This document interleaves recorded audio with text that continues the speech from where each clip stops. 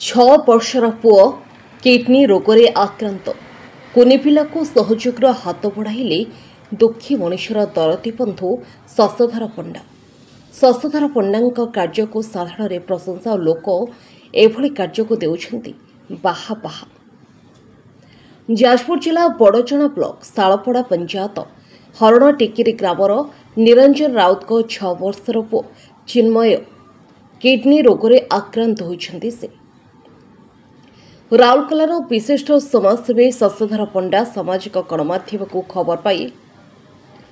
अचानक शालपड़ा पंचायत अंतर्गत हरण टेकेरी ग्राम में पहुंची किडनी रोगी परिवार को 10,000 टंका प्रदान कले। किडनी रोगी परिवारटी गुहाल घरे जीवन बिताउथवा देखि विशिष्ट समाजसेवी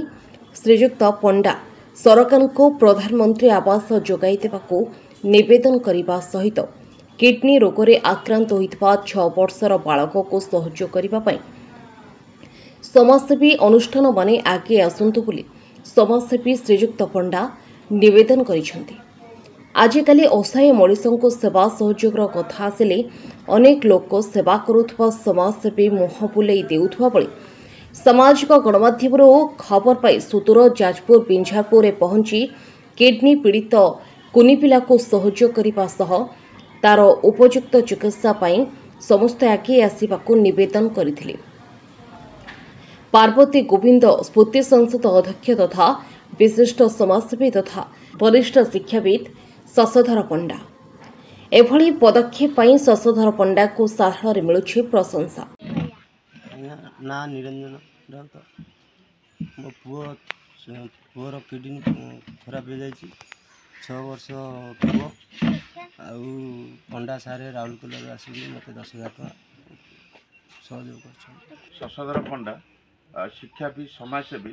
साहित्य संगठक पार्वती गोविंद स्मृति संस्थार प्रतिष्ठाता राउरकेला आज शालपड़ा हरिण टेकीर ग्रामर निरंजन राउत 6 वर्षर पुत्र जो आमर किडनी प्रोब्लेम तांकर हेची बहु चिकित्सा कला परे बहुत अर्थ खर्च करिसंती। एक रोगटी पाई आवश्यक बहु अर्थर आवश्यक आमे आपण मीडिया भाई आनुकूल आम खबर पाई ए जगह को आसीथिलु। सर्वप्रथम धन्यवाद देवी आमर जो चैनल मीडिया भाई अच्छी जो मैंने अंधकार अच्छा आलोकित आने जो प्रचार प्रसार करुँच सी होती प्रथम धन्यवाद पात्र तांकरी खबर पाई एठाक आसीथिलु। आसी एठारे देखिलु जो अवस्था से मैंने अच्छा हूँ आमको बहुत दुख देइछि कारण तांकर 6 वर्षर पुत्र यही समय खेलिबा बुलिबा पाठ पढ़िबा समय सी जो भली एक मारात्मक रोग पीड़ित अच्छी एवं तांकर रहिया पई घर खंडे नाही गोटे पाल पकईचंती पाल पकई से गोरु माता को भी रखिंट निजे से रही रोषे कर खाऊँच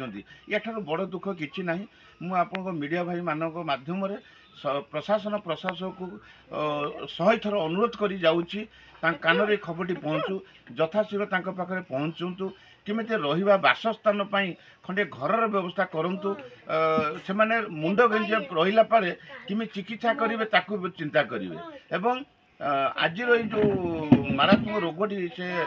पीड़ित अच्छी आपण माध्यम कि समाजसेवी कि संगठक कि वैज्ञानिक व्यक्ति सरकार को अनुरोध करी